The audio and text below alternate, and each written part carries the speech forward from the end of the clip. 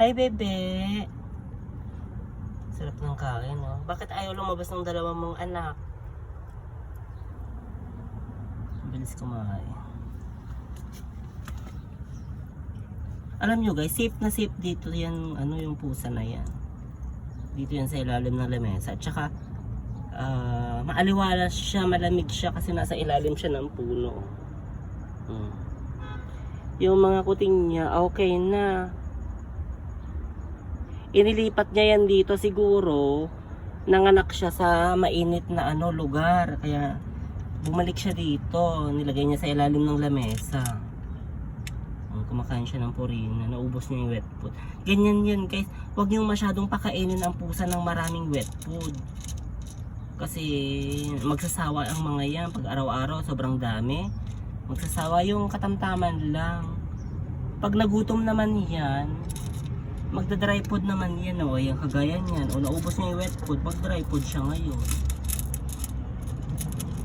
Safe na safe siya dito sa lugar ko. Kasi tignan nyo naman tanim ko na puno yan. Diba? Ililipat ko yan sa sa esteraha kapag hindi na siya masyadong mailap. Yung dalawang anak niya nandoon sa loob natutulog. Diba malamig siya dito kasi tignan nyo naman may langaw pa. Pero malinis ang tubig. Pinuno ko yan kasi mamayang gabi pa ulit ako babalik dito Pupunta ako ng esteraha. At pakakainin ko naman yung mga nandoon. Tapos babalik ulit ako mamayang gabi dito. Ayan. Marami silang pagkain dito. Meron pa dito sa taas ng lamesa. Ayan Hindi ko hinahayaang maubos yan. Tapos check ko rin dito. Marami din dito. Malinis ang tubig. Maraming pagkain.